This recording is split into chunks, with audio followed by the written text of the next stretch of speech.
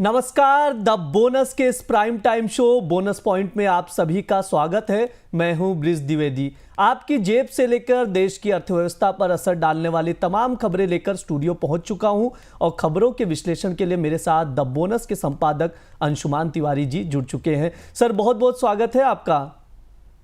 धन्यवाद ब्रिज, आप सब लोगों का भी स्वागत है। अंशुमान सर के साथ विश्लेषण शुरू करें उससे पहले आप लोगों को बताते हैं मुख्य तौर पर किन खबरों पर चर्चा होगी। बोनस पॉइंट की शुरुआत में बैंकों के नेट इंटरेस्ट मार्जिन से जुड़ी खबर का विश्लेषण करेंगे।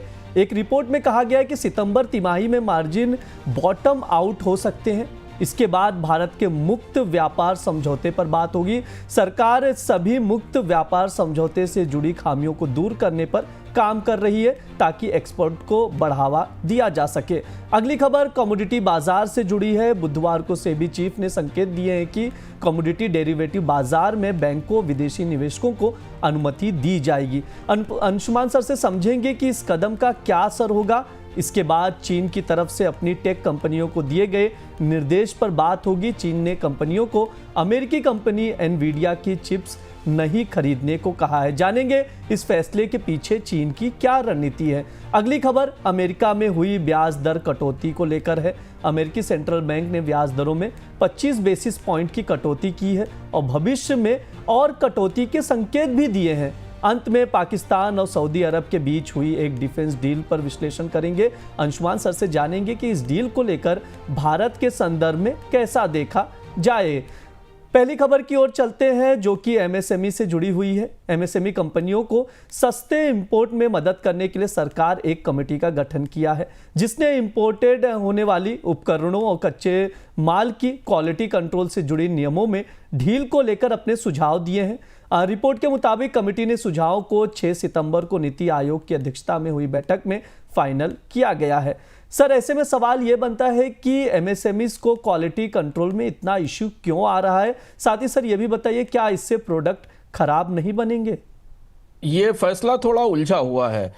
सरकार को ये महसूस हो रहा है कि भारत की जो एमएसएमईज हैं उनको जो कच्चे माल और कंपोनेंट्स मिल रहे हैं उसमें जो मौजूदा नियम हैं क्वालिटी को अप्रूव करने के बीआईएसएस की तरफ से और जो क्वालिटी कंट्रोल ऑर्डर्स हैं उनके कारण उन्हें प्रोडक्ट मिलने में देरी होती है, उत्पादन में देरी होती है और उसका असर बाजार में सेल्स पर पड़ता है। और इसलिए जो कमेटी बनाई थी नीति आयोग ने माइक्रो स्मॉल मीडियम एंटरप्राइजेस पे, उसने दो चीजें महत्वपूर्ण रूप से अपनी तरफ से सिफारिश में रखी हैं कि एक तो जो सामान आयात हो रहा है उसके ऊपर जो सख्ती है उसे कम किया जाए जिससे कि लोगों को सस्ता सामान मिल सके, खासतौर पर एमएसएमईज को। और दूसरी चीज है कि उनके क्वालिटी कंट्रोल से जुड़े हुए इश्यूज को आसान किया जाए। अब यहाँ दोहरी समस्याएं हैं। एक तरफ सस्ता कच्चा माल और सस्ते कंपोनेंट्स आने का रास्ता इससे खुलता है जिससे डंपिंग का खतरा दिखाई देगा। दूसरी तरफ जो कंपनियां ये उत्पाद बना रही हैं अगर उन्हें सही क्वालिटी के रॉ मटेरियल या कंपोनेंट नहीं मिलेंगे तो वो खराब क्वालिटी के प्रोडक्ट भी बनेंगे। इसी दुविधा के बीच एमएसएमई की पूरी व्यवस्था फंसी हुई है। अब सरकार की कोशिश ये है कि निर्यात गिरने के बाद, अमेरिका के में टैरिफ आने के बाद अब भारतीय बाजार में एमएसएमईज के जरिए ही उत्पादन में बढ़ोतरी कराई जा सकती है जिससे कि थोड़ा ज़्यादा उत्पादन हो सके और बाजार में डिमांड भी हो सके और लोगों को रोजगार भी मिल सके। और वहाँ ये दुविधा है कि अगर आप क्वालिटी की सख्ती को कम करते हैं तो खराब क्वालिटी के सामान बनने का रिस्क है। अगली खबर की ओर चलते हैं। सितंबर तिमाही के दौरान बैंकों के नेट इंटरेस्ट मार्जिन्स में गिरावट के बाद आगे सुधार की संभावना है। रिपोर्ट के मुताबिक सितंबर तिमाही में मार्जिन्स बॉटम आउट हो सकते हैं क्योंकि आगे चलकर बैंकों को ब्याज दर कटौती का फायदा मिलने की संभावना है। बैंकों के नेट इंटरेस्ट मार्जिन्स ही उनके मुनाफे में बढ़ोतरी या कमी तय करते हैं। सर, इसको थोड़ा सा समझाइए कि बैंकों के नेट इंटरेस्ट मार्जिन्स में सुधार की संभावना कैसे है। बैंकों के लिए अच्छी खबर है। जो ताजे आंकड़े आ रहे हैं उस हिसाब से एक तो ये कि बैंकों ने रेपो रेट में जो कटौती थी उसका एक बड़ा हिस्सा पास कर दिया है। कई बैंकों ने लगभग 100 बेसिस पॉइंट की जो पूरी कटौती थी उसको पास कर दिया है। कुछ बैंक्स अभी इसे रोक कर रखे हुए हैं। उसमें भी खासतौर से छोटे उद्योगों और स्मॉल बायर्स के लिए तो ब्याज दरों में कमी की गई है। होम लोन्स को लेकर थोड़ा मुद्दा है, कई बैंकों ने होम लोन की दरों में बढ़ोतरी की है। पर सबसे महत्वपूर्ण बात है कि निम में असर इसलिए पड़ा है। नेट इंटरेस्ट मार्जिन सबसे महत्वपूर्ण फार्मूला होता है बैंकों की प्रॉफिटेबिलिटी को नापने का। निम अच्छे होंगे तो बैंक्स की प्रॉफिटेबिलिटी, उनका फायदा, उनका मुनाफा बेहतर दिखाई देगा। जो सबसे महत्वपूर्ण बदलाव हुआ है वो ये हुआ है कि बैंकों के डिपॉजिट्स की कॉस्ट कम हुई है। जैसे जैसे ब्याज दरें घटना शुरू हुई हैं, बैंकों ने अपने अलग अलग तरीके के डिपॉजिट्स पर, टर्म डिपॉजिट्स पर और सेविंग बैंक्स डिपॉजिट्स पर ब्याज दरें घटाई हैं, और इससे वो जो रिलीफ मिली है कि उनके मार्जिन्स अब नियंत्रण में आ रहे हैं। तो जो सेक्टर का निम्न बढ़ा हुआ था उसमें अब बढ़ोतरी हमें दिख रही है, और जो दबाव था वो घटता हुआ दिखाई दे रहा है। इसका असर हमें शायद आने वाले समय में अगले तिमाही के नतीजों पर दिखाई देगा। एक चीज जो चिंता की बात है जो बैंकों की बैलेंस शीट से दिखाई दे रही है वो कासा की ग्रोथ है, करंट अकाउंट सेविंग अकाउंट के रेशियो की। इसमें अभी उस तरीके की बढ़ोतरी नहीं दिखाई दे रही है। दुविधा यह भी है बैंकों की कि डिपॉजिट पर ब्याज दरें अगर ज्यादा कम होती चली गई तो डिपॉजिट्स को आकर्षित करना मुश्किल हो जाएगा। लेकिन फिलहाल सेक्टर के जो ओवरऑल निम्स हैं उनमें अब थोड़ी अच्छी और बेहतर तस्वीर दिख रही है।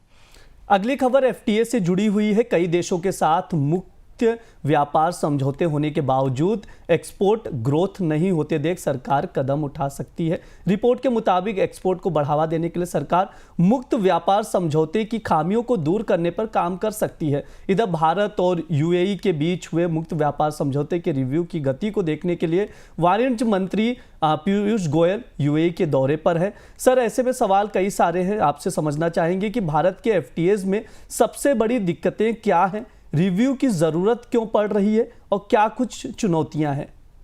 भारत के एफटीए मुश्किल में इस तरह से हैं कि भारत ने अभी तक जितने फ्री ट्रेड एग्रीमेंट किए हैं, और इनमें अगर आप सीपा को भी शामिल कर लें जो कि और सीका जिनको कहा जाता है कंप्रेहेंसिव इकोनॉमिक कोऑपरेशन एग्रीमेंट और पार्टनरशिप एग्रीमेंट, तो इनमें अधिकांश एफटीए में भारत के पक्ष में घाटा ज्यादा है। भारत निर्यात नहीं बढ़ा पा रहा है, आयात बढ़ रहा है। कुछ आंकड़े देखें तो आपको पता चलेगा कि भारत के जो बड़े व्यापार भागीदार, उसमें अमेरिका को अगर आप बाहर कर दें, तो जिन देशों के साथ प्रमुख रूप से एफटीए हुए हैं उन सबके साथ भारत में आने वाला सामान उन देशों से ज्यादा है और भारत से जाने वाला सामान कम है। ये मोटा आंकड़ा है व्यापार का जो आपको दिखाई दे रहा है भारत का व्यापार घाटा और आयात और निर्यात की वृद्धि की निर्यात आयात से कम रहती है। हालांकि ताजे व्यापार घाटे में इंपोर्ट थोड़ा घटा है, इसलिए हमें उस पर दबाव कम दिखाई दे रहा है। यूएई से और रूस से सोना, ऊर्जा और पेट्रोलियम के आयात में बड़ी बढ़ोतरी हुई है। निर्यात में जो थोड़ी सफलता भारत को मिली, और जापान और नीदरलैंड में स्मार्टफोन के निर्यात को लेकर है। सबसे बड़ा घाटा आसियान और यूएई के साथ है, और यही दो सबसे महत्वपूर्ण एफटीए पार्टनर भी हैं। तो एक एक अगर देश को हम समझने की कोशिश करें, एक एक एफटीए को समझने की कोशिश करें, तो लगेगा हमें समझ में आएगा कि सरकार क्यों इन सब बहुत प्रचार के साथ बड़े बड़े एफटीए के बाद अब उनकी समीक्षा करने को मजबूर हुई है। जैसे आसियान को देखें, आसियान को अगर करीब से देखें तो साल दर साल करीब करीब आयात में 5% की बढ़ोतरी हो रही है। सोना, इलेक्ट्रॉनिक्स और पाम ऑयल सबसे बड़े आयात हैं। व्यापार घाटा लगातार बढ़ रहा है, आयात हमेशा निर्यात से आगे हैं। ज्यादा फायदा सिंगापुर, मलेशिया और थाईलैंड को मिल रहा है। टोटल अगर आप व्यापार देखें तो करीब करीब निर्यात में 10% की कमी हमें दिखाई दी है। भारत ऑटोमोटिव, डीजल, इलेक्ट्रॉनिक्स और ऑर्गेनिक केमिकल्स का निर्यात करता है आसियान देशों को। नुकसान ज्यादा है भारत का, क्योंकि भारत का प्रोडक्ट प्रोफाइल छोटा है, भारत के पास ज्यादा निर्यात के विकल्प नहीं है, इसलिए आयात बढ़ रहा है।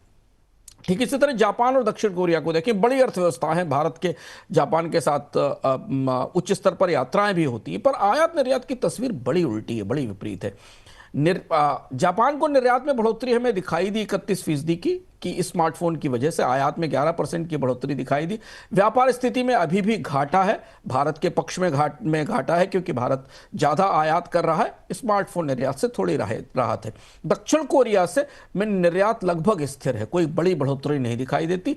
आयात भी स्थिर है, लेकिन व्यापार घाटा लगातार बढ़ रहा है। जापान में जहां भारत के मोबाइल्स बिक रहे हैं, वहीं दक्षिण कोरिया में भारत के इलेक्ट्रॉनिक्स निर्यात को जगह नहीं मिल पा रही है। दक्षिण कोरिया में अपने की मजबूत इलेक्ट्रॉनिक इंडस्ट्री भारतीय निर्यात के लिए जगह नहीं दे रही है। सबसे बड़ा और सबसे चर्चित भारत की नई सरकार का हाल फिलहाल जो सरकार का 2014 के बाद का जो सबसे महत्वपूर्ण एफटीए था उसको देखें, वो एफटीए है संयुक्त अरब अमीरात के साथ, जिसको सीपा भी कहा जाता है। यहाँ बड़ी अजीब स्थिति है, व्यापार घाटा रिकॉर्ड स्तर पर है, क्योंकि सोने का आयात यूएई से रिकॉर्ड बढ़ रहा है, 243% बढ़ा। भारत ने ड्यूटी कम की, और चूंकि एफटीए में जीरो ड्यूटी पर और कम ड्यूटी पर इंपोर्ट की विंडो उपलब्ध है, तो सबसे आधा नुकसान यहाँ हो रहा है। निर्यात है नहीं, रत्न आभूषण और थोड़ा बहुत एक्सपोर्ट भारत से है और बढ़ा नहीं है। टैरिफ में कमी के कारण सोने के और तेल के इंपोर्ट में बड़ी बढ़ोतरी है, और यही वजह है कि यूएई के साथ इस व्यापार घाटे ने भारतीय वाणिज्य मंत्री को अब इसकी समीक्षा के लिए भेजा है, क्योंकि ये एफटीए जिसको मॉडल एफटीए बनाकर जारी किया गया था, उसने भारतीय निर्यातकों के लिए तो बाजार नहीं खोला, आयात का बोझ भारत पर बढ़ा दिया है। ऑस्ट्रेलिया को भी देख लेते हैं, यह भी एक बड़ा बहुचर्चित एफटीए था, इस पर काफी प्रचार हुआ था कि भारत और ऑस्ट्रेलिया के बीच एफटीए बड़ा फायदा देगा, लेकिन इसका आंकड़ा भी आप देखिए, निर्यात में 19% की कमी है, डीजल और इंजीनियरिंग प्रमुख निर्यात हैं, आयात में 20% की कमी आई, लेकिन घाटा बढ़ा है, कोयला और सोना यहां से आयात होता है, व्यापार घाटा कम हुआ है, लेकिन कुल व्यापार ही नहीं बढ़ा है। मतलब ऑस्ट्रेलिया और भारत के एफटीए में वॉल्यूम ही नहीं दिखता है, साइज ही नहीं दिखता दोनों तरफ से, तो भारत को इस एफटीए से कोई बड़ा लाभ नहीं हुआ, यूएई से तो एफटीए से तो नुकसान हुआ। सार्क, श्रीलंका, भूटान के देशों के साथ भारत के एफटीए ठीक है, इसमें श्रीलंका जैसे छोटे बाजार है, इन बाजारों को भारत का निर्यात थोड़ा अच्छा है, थोड़ी विविधता दिखाई देती है, लेकिन अगर आप भारत के बड़े एफटीए या सीपा देखें तो उनकी तस्वीर ये हमारे सामने है।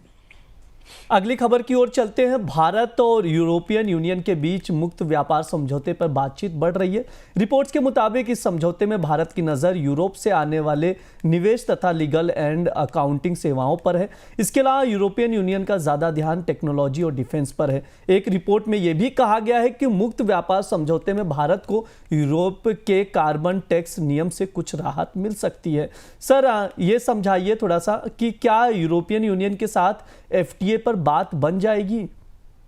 कि सरकार की तरफ से इस बात के संकेत दिए जा रहे हैं कि एक मिनी ट्रेड डील, एक अर्ली हार्वेस्ट डील जैसी कोई परिस्थिति बन सकती है, जिसमें कि भारत और यूरोपियन यूनियन के साथ एक शुरुआती संधि हो जाए, जिसको एफटीए कहा जा रहा है। लेकिन अभी हम एफटीए के एनालिसिस को करते हुए आए हैं। भारत की सबसे बड़ी चुनौती इन एफटीएस को करने में यह है, जो बात हमें मौजूदा एफटीएस में भी दिख रही और ईयू के साथ भी दिख रही है, कि भारत के पास निर्यात के प्रोडक्ट्स की बड़ी प्रोफाइल नहीं है, बहुत सीमित उत्पाद हैं जिनका निर्यात होता है और वो सारे बाजार में नहीं बिक पाते। यही चुनौती ईयू के साथ भी आने वाली है। इसलिए कोशिशें की जा रही है भारत की तरफ से कि सर्विसेज के एक्सपोर्ट के लिए जगह बनाई जा सके, कुछ और चीजों के लिए ईयू के बाजार में विकल्प मिल सके। खींचतान ज्यादा बड़ी है क्योंकि ईयू चूंकि एक समूह है, तो इसलिए कई देशों को इस पर राजी करना पड़ता है।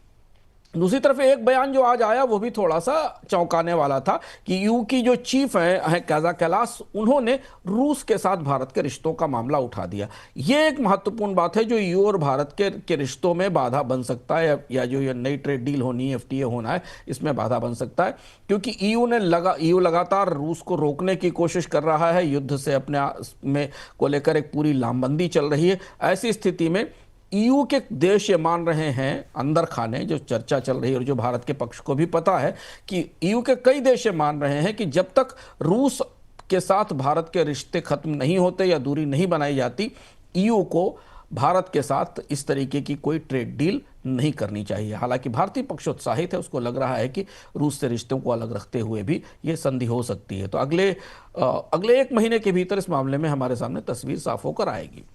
अगली खबर कमोडिटी बाजार से जुड़ी हुई है। Capital market regulator SEBI commodities के डेरिवेटिव कारोबार में विदेशी निवेशकों और बैंकों को अनुमति देने पर विचार कर रहा है। खुद सेबी चीफ ने यह बयान दिया है। सेबी चीफ ने कहा है कि वो इस मुद्दे पर सरकार से बात करेंगे। हालांकि यह अनुमति सिर्फ गैर एग्री कमोडिटीज के डेरिवेटिव कारोबार तक ही सीमित रहेगी। इस अनुमति से कमोडिटी डेरिवेटिव कारोबार में लिक्विडिटी बढ़ने की संभावना है। सर, हमें समझाइए थोड़ा सा कि सेबी के इस प्रस्ताव के भीतर क्या-क्या चीजें आ रही हैं। सेबी की और सरकार की कोशिश है कि विदेशी निवेशकों को किसी तरह से रोका जाए और उनके निवेश के नए विकल्प खोजे जाएं। इससे पहले तक ये प्रस्ताव पहले से भी चर्चा में था, पर सेबी के चीफ चेयरमैन ने इसका ताजा संकेत दिया कि सेबी बोर्ड फिर इस प्रस्ताव पर विचार कर रहा है कि फॉरेन पोर्टफोलियो इन्वेस्टर्स को non cash non agree commodity derivative contract में आने की छूट दी जाए। यानी आमतौर पर ये मेटल्स में और एनर्जी में जैसे कॉन्ट्रैक्ट्स में एफपीआईज काम कर सकेंगे, डेरिवेटिव कॉन्ट्रैक्ट्स में भागीदारी ले सकेंगे। कोशिश ये है कि जो स्टॉक मार्केट में एफपीआई का रुख है, जो निराशाजनक रुख और बिकवाली दिख रही, उसे रोकने के लिए और बदलने के लिए कुछ नए विकल्प और नए रास्ते तैयार किए जाएं। एग्रीकल्चर को इससे बाहर इसलिए रखा गया है क्योंकि एग्रीकल्चर में सरकार कोई जोखिम नहीं ले सकती, हालांकि बहुत सीमित एग्रीकल्चर कमोडिटीज ट्रेडिंग में भी हैं। लेकिन हाँ, अगर एमसीएक्स के ऊपर एफपीआईज ने डेरिवेटिव सौदों में भाग लेना शुरू किया तो आप भारत के मेटल में, बुलियन में और एनर्जी में टर्नओवर भी बढ़ता देखेंगे और डेरिवेटिव मार्केट की ग्रोथ भी हमें दिखाई देगी। अगली खबर की ओर चलते हैं। अमेरिकी राष्ट्रपति डोनाल्ड ट्रंप ने भारत का नाम पाकिस्तान और चीन के साथ उन 23 देशों के साथ लिया है जो अमेरिका में नशीली दवाओं के कारोबार के लिए जिम्मेदार हैं। ट्रंप ने कहा है कि इन देशों की वजह से अमेरिकी नागरिकों की सुरक्षा पर खतरा है। ट्रंप का कहना है कि इन देशों में गैर कानूनी नशीली दवाओं का उत्पादन होता है और वहां से सप्लाई अमेरिका पहुंचती है। सर, ऐसे में सवाल ये बनता है कि भारत को लेकर ट्रंप का यह बयान कितना गंभीर है? देखिए, एक दिन बाद ही दोस्ती और जन्मदिन की मुबारकबाद के बाद ट्रंप ने फिर ये बयान दिया और ये थोड़ा ज्यादा सनसनीखेज है। भारत को उन देशों के साथ रख दिया गया जो नोटोरियसली ड्रग ट्रैफिकर हैं, जिसमें अफगानिस्तान की बात है, जिसमें बर्मा की बात है, जिसमें कोस्टारिका है, एल सल्वाडोर है, इक्वाडोर है, यानी जो पूरा लैटिन अमेरिका का पुराना ड्रग ट्रायंगल है उस पूरे उन देशों के साथ भारत को इसमें शामिल कर दिया गया। मैक्सिको के साथ, निकारागुआ के साथ, इसमें पाकिस्तान भी है, पनामा भी है, पेरू भी है। चाइना इसमें पहले से है क्योंकि चाइना पे फेंटेनिल को लेकर एक पूरा दंडात्मक टैरिफ ही लगा चुका है ट्रंप प्रशासन हाल में ही, क्योंकि ये माना जा रहा है कि फेंटेनल जो एक दवा है, नशीली दवा है, वो मैक्सिको और बाकी देशों के रास्ते से अमेरिका में पहुंचती, चीन जिसका उत्पादन करता है। भारत की तरफ से इसकी कोई प्रतिक्रिया नहीं आई, लेकिन ये थोड़ा विवादित बयान है और इस बयान पर भारत को ड्रग ट्रैफिकिंग कंट्री के तौर पर अंतर्राष्ट्रीय स्तर पर उस सूची में शामिल करना भारतीय पक्ष के लिए थोड़ा चुनौतीपूर्ण, और इससे आप ये समझ सकते हैं कि भारत और अमेरिका के बीच रिश्तों का जो पूरा पारा है वो कितनी तेजी से उतरता चढ़ता रहता है। हर 24 घंटे में कहीं ना कहीं कोई ना कोई नई बात निकल कर सामने आती है। अगली खबर चीन से जुड़ी हुई है। चीन ने अमेरिकी दिग्गज टेक कंपनियां जैसे बाइटडांस, अलीबाबा, बायदू को कहा है कि वे अमेरिकी चिप कंपनी एनवीडिया से चिप खरीद पर रोक लगा दे। चीन ने यह आदेश ऐसे समय दिया है जब कुछ दिन पहले ही उसने एनवीडिया पर मोनोपोली का आरोप लगाया था। चीन के इस कदम को अमेरिका और चीन के बीच टेक वॉर के तौर पर देखा जा रहा है। सर, ऐसे में कई सारे सवाल उठ रहे हैं, आपसे समझना चाहेंगे चीन ने यह फैसला जो लिया है ये क्या है और इसके पीछे चीन की रणनीति क्या है? चीन का फैसला बाजारों के लिए चौंकाने वाला है। पूरे दुनिया की जो एआई सप्लाई चेन और सेमीकंडक्टर सप्लाई चेन है, उसको चीन से इस फैसले की बिल्कुल उम्मीद नहीं थी, क्योंकि चीन अभी से एक हफ्ते पहले तक अमेरिका से इस बात पर बहस कर रहा था कि उसे ज़्यादा से ज़्यादा चिप उपलब्ध कराए जाएं और चिप की मशीनरी बनाने के लिए जो अमेरिका ने निर्यात प्रतिबंध लगाए हैं उनको समाप्त किया जाए, रोका जाए। और इसी लेन देन में रेयर अर्थ की आपूर्ति खोली गई थी कि अमेरिका चिप्स भेजेगा, सेमीकंडक्टर भेजेगा, मशीनें भेजेगा और यहां से रेयर अर्थ के मैग्नेट जाएंगे। लेकिन अचानक चीन ने पूरी दुनिया को चौंका दिया। चीन का जो साइबर स्पेस विभाग है उसने स्पष्ट रूप से निर्देश दिया कि बाइटडांस, अलीबाबा, बायदू को एनवीडिया से चिप नहीं खरीदने होंगे। खासतौर से जो RTX Pro 6000D और H20 चिप्स हैं, इनको ऑर्डर करने, इनको टेस्ट करने, अमेरिकी हार्डवेयर का इस्तेमाल करने का, इसको सबको रोक दिया गया है। अमेरिका ने प्रतिबंध लगाया था, फिर उसको हटाया था। चीन ने वापस प्रतिबंध खुद लगा दिया कि अब चीन की कंपनियां हुआवे के, कैम्ब्रिकॉन के, अलीबाबा के बायडू के, एनवीडिया के चिप्स का इस्तेमाल करेंगे। और चीन ने कहा कि अब चीन की घरेलू चिप कंपनियां इस स्थिति में पहुंच गई हैं कि वो इतने अच्छे सेमीकंडक्टर बना सकती हैं जो कि अमेरिका से, एनवीडिया से बन के आते हैं। और वो टेक आत्मनिर्भरता को लेकर जो चीन की तैयारियां चल रही थी उन तैयारियों की रोशनी में इसे देखा जा रहा है। इसका सबसे बड़ा झटका, सबसे बड़ा असर एनवीडिया पर पड़ेगा। एनवीडिया को के लिए चीन सबसे बड़ा बाजार है। पिछले साल एनवीडिया ने $5 बिलियन का निर्यात किया था चीन को। इस साल तो घटकर वो करीब करीब $3 बिलियन का आ गया है। अब जब चीन की सरकार खुद ही अपनी क्लाउड कंप्यूटिंग में, अपने एआई में अपने चिप्स का इस्तेमाल करेगी, तो अमेरिका की चिप कंपनियों के लिए ये बड़ा झटका दिखाई दे रहा है। एनवीडिया को काफ़ी बड़ा नुकसान होने की संभावना, और इसलिए कल हमने नैस्डैक पर एनवीडिया के स्टॉक में गिरावट भी देखी। और ये एक किस्म से सरप्राइजिंग काउंटर स्ट्रेटजी है चीन की, जिसके बाद अब आप ये मान सकते हैं कि चीन एक पैरेलल सप्लाई चेन बनाने की कोशिश कर रहा है, जो उसके अपने बनाए हुए सेमीकंडक्टर की होगी, जो कि एआई ग्रेड के एआई सिस्टम्स में इस्तेमाल होंगे। सर, ये भी समझाइए कि इस फैसले का ग्लोबल असर क्या होगा। अमेरिका की तरफ से प्रतिक्रिया नहीं आई ब्रिज, लेकिन ये अमेरिका के लिए भी सरप्राइजिंग है। अमेरिका को लग रहा था कि उसके पास एक बड़ी बार्गेनिंग चिप है। अब इसे आप समझने की कोशिश करें कि 48 घंटे पहले मैड्रिड में अमेरिका और चीन के बीच में एक बातचीत हुई, जिसमें टिकटॉक पर फैसला हुआ, और ये माना गया है कि एक व्यापार संधि होने वाली है। दोनों देशों के पास जो बार्गेनिंग चिप है, जो दोनों देशों के पास सौदेबाजी करने की ताकत है, उसमें अमेरिका के पास सबसे बड़ी ताकत है उसके सेमीकंडक्टर चिप, जिनकी ज़रूरत है चीन को अपने एआई सिस्टम्स को बनाने के लिए और आधुनिक तकनीक का इस्तेमाल करने के लिए।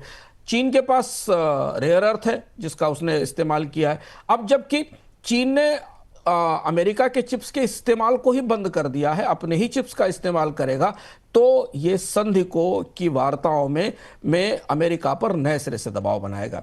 इसलिए अभी इस प्रतिक्रिया का इंतजार किया जा रहा है कि अमेरिका की तरफ से इस फैसले पर क्या प्रतिक्रिया दी जाती, क्योंकि डोनाल्ड ट्रंप यूके की यात्रा पर है। यहां से एक टेक्नोलॉजी कोल्ड वार शुरू हो रहा है।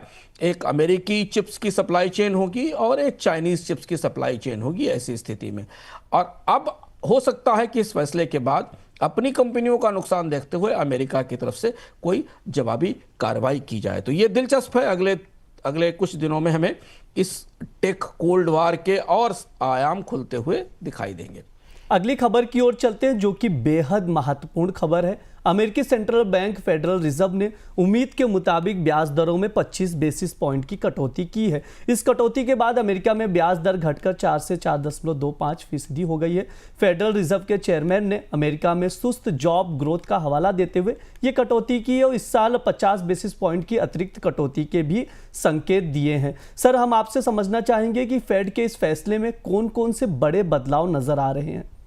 ये फेड ने बड़ा शिफ्ट लिया, और आप ये कह सकते हैं कि फेड पर इस बात का दबाव था। फेड पर व्हाइट हाउस का दबाव था। डोनाल्ड ट्रंप तो ब्याज दरें कम करने के लिए लगातार दबाव बना रहे थे, और जीरोम पावल को जिस तरह से धमकाया गया पिछले दिनों में, वो भी सबके सामने स्पष्ट था। फेडरल रिजर्व जो कि मुद्रास्फीति को 2% पर रोकना चाहता है, उसने मुद्रास्फीति के मुकाबले बेरोजगारी को प्राथमिकता दी और बेरोजगारी कम करने के लिए अर्थव्यवस्था को सस्ता कर्ज देने का फैसला किया। नौकरियां अब ज़्यादा महत्वपूर्ण हो गई, महंगाई पीछे चली गई क्योंकि यूएस के लेबर मार्केट में सुस्ती आई है, नई नौकरियां जुड़ नहीं रही हैं, बेरोजगारी बढ़ रही है। हमने पिछले सप्ताह के अर्थम में विस्तार से आपको बताया भी था।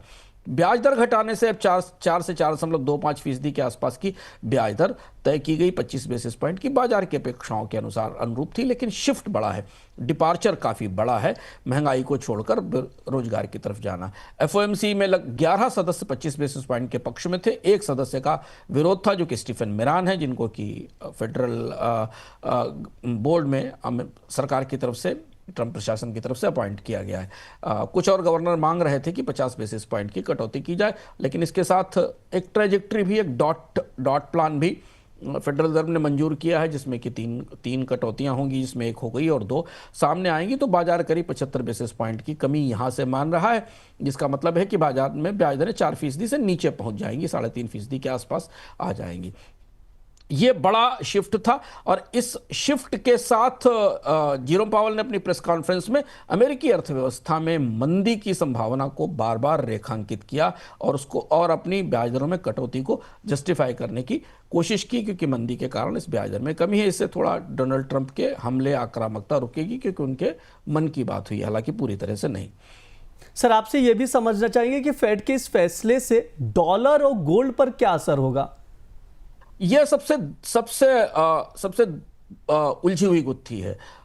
फेडरल रिजर्व के ब्याज दर में कटौती के बाद डॉलर तेजी से टूटा, डॉलर इंडेक्स 96 तक पहुंच गया, हालांकि बाद में रिकवरी आई, 97 के आसपास है।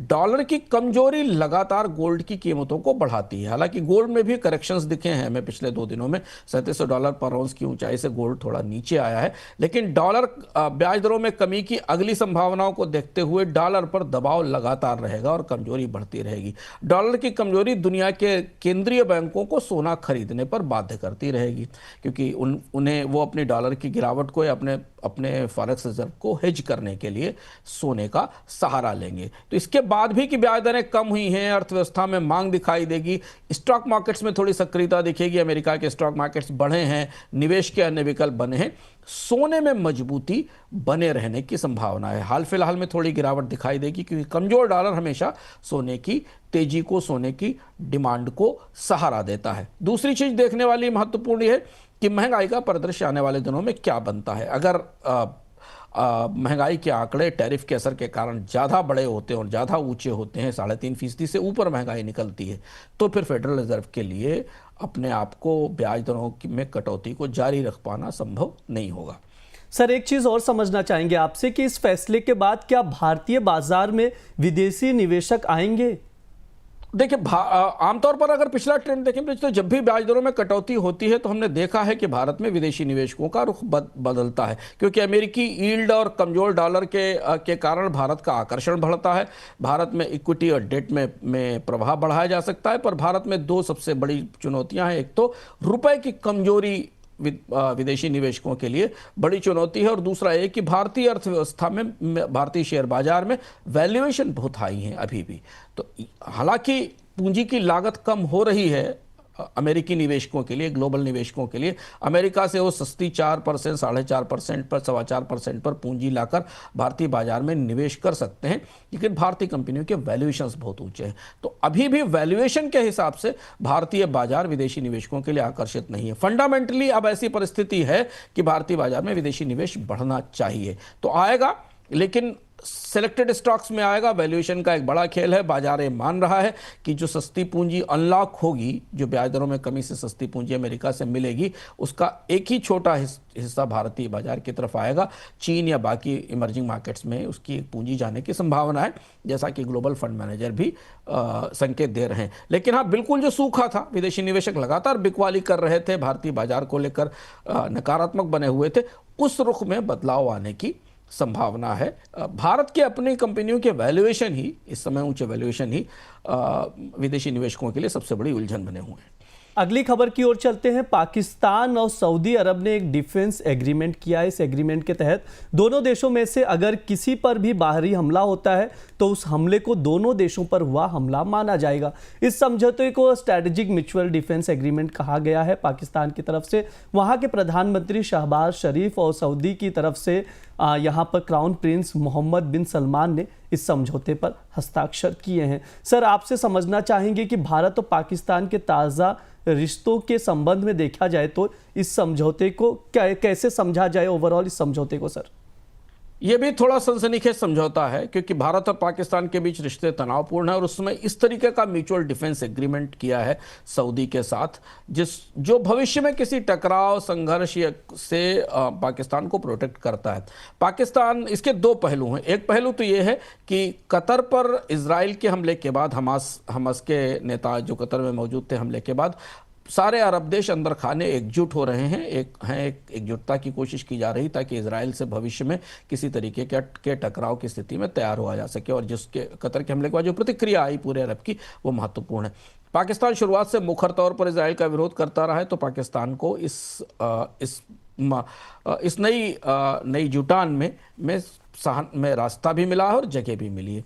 दूसरी महत्वपूर्ण बात यह कि पाकिस्तान सऊदी अरब के साथ पुराने रिश्ते रखता है। आर्थिक संकट के तौर पर, कर्ज संकट के तौर पर सऊदीज ने पाकिस्तान को कर्ज भी दिया था।